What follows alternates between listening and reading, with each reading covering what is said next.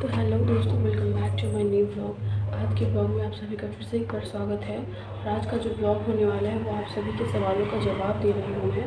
आप सब में से बहुत सारे लोग ने ये सवाल किया है कि दीदी आपकी बेटी को हुआ क्या था, आपके बाबू को हुआ क्या था कि वो एक्सपायर कर गई। तो उसको कुछ भी नहीं हुआ था, उसको नॉर्मल सा बुखार था। और ये गलती डॉक्टर की थी या भगवान नहीं रखना चाहते थे उसको, ये भगवान जाने। लेकिन हम लोग डॉक्टर के यहाँ लेके गए थे उसको एकदम स्वस्थ। घर से खाना पीना खिला कर लेके गए थे। दूध हॉस्पिटल में भी वो मांग कर दूध पी थी हमसे, क्योंकि 13-14 महीने की वो हो गई थी।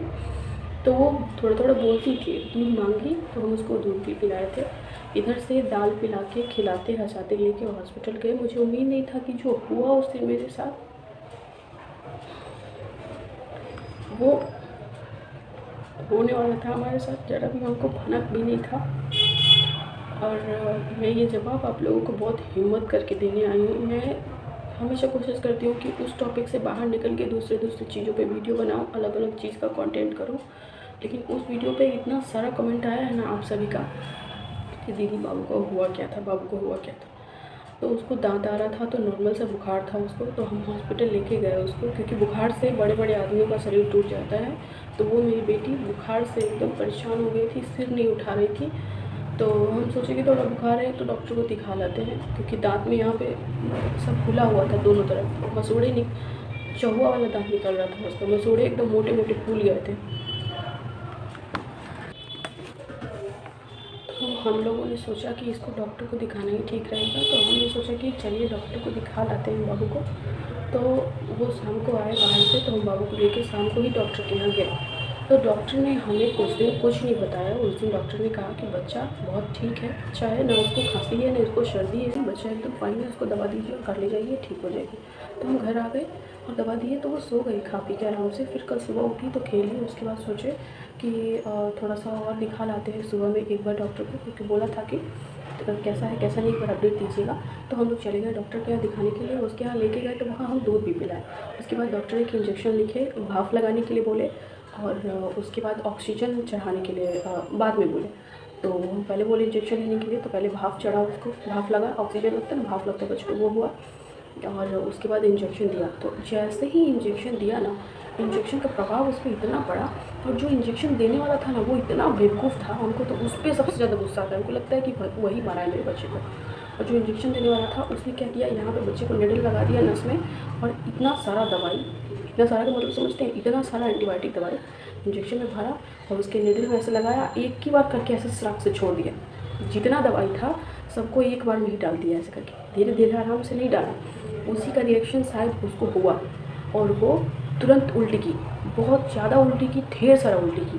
तो हम डर गए, पका गए कि बाबू को हुआ क्या, इतना उल्टी कैसे की बाबू। तो बोला कि कोई बात नहीं, नॉर्मल सब चीज़ है, इसे जल्दी चलिए, इसको ऑक्सीजन चाहिए, बच्चा एकदम मतलब नहीं होता सीरियस हो रहा है। तो हम बोले आप सुई दिए इससे पहले तो ठीक थी, अभी सीरियस कैसे हो गई है। सुई देते देते वो हाथ पे ऐसे एकदम करने लगी, अजीब सा करने लगी, जैसे एकदम लटक गई ऐसे।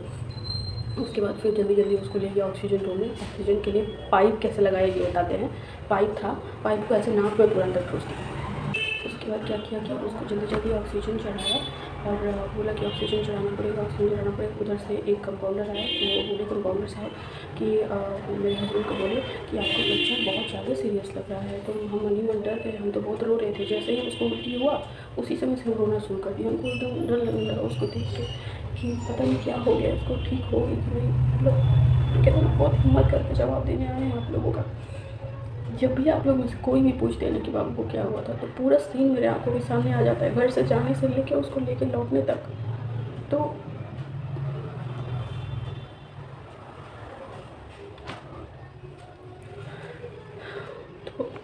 ऑक्सीजन चढ़ा, 40 मिनट तकरीबन किसी तरह चढ़ा। और हमको ऐसा महसूस हो रहा था कि मेरी बेटी मुझसे पानी मांग रही है, मुझे देख के इशारा कर रही थी और पानी मांग रही थी ऐसे। तो हम कहें कि पानी पियोगी बेटा, तो उसके नाक में तो पाइप लगा हुआ था, तो उसको समझ में नहीं आ रहा था, अलबला रही थी, बस हाथ पैर छटपटा रही थी, अलबला रही थी वो। तो हम बोले उनको कि लगता है इसको प्यास लगा हुआ। तो सब लोग बोले कि ऑक्सीजन चढ़ता है तो पानी नहीं पिलाया जाता बच्चे। तो हम बोले ठीक है। उसके बाद हम बोले कि डॉक्टर को दिखा दीजिए, ज़्यादा इमरजेंसी मतलब सीरियस लग रही है, कंपाउंडर बोले कि ज़्यादा सीरियस लग रही है। तो हम डॉक्टर को बोले दिखाने के लिए, तो पाइप निकाल के ले गया दिखाने। उधर से क्लिनिक से निकला, डॉक्टर बोले कि इसको कहीं और ले जाइए दिखाने के लिए, हमसे नहीं ठीक होगा। तो हम डर गए कि अब तो सब कुछ यहाँ पे कर दिया, अब कहाँ लेके जाए दिखाने के लिए। उसके क्लिनिक से डॉक्टर के चेम्बर के बाहर 4 कदम निकलते निकलते बाबू हाथ पैर एकदम ऐसे ऐसे ऐंठने लगी पूरा ज़ोर से, चेहरा मुँह हाथ पैर सब ऐंठा गया एकदम। उसके बाद क्या हुआ, फिर से ले गया जल्दी जल्दी ऑक्सीजन चढ़ाने के लिए, पाइप लगाया। उसके 2 मिनट बाद ही वो सांस लेना बंद कर दी।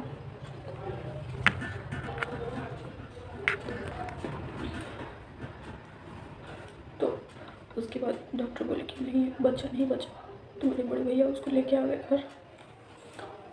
तो उम्मीद है कि आप लोगों के सवालों का जवाब मिल गया होगा। प्लीज़ दोबारा मत पूछिएगा, क्योंकि अब दोबारा जवाब देने की हालत में हम नहीं हैं। हर चीज़ को बार बार हम रिवाइज़ नहीं कर सकते हैं। हम चाहते हैं कि उस चीज़ को भूलें और आगे बढ़ें, क्योंकि आप लोगों का इतना अच्छा प्यार और सपोर्ट है। तो थैंक यू सो मच। यही सब स्टोरी था मेरी बेटी का, बस और कुछ नहीं।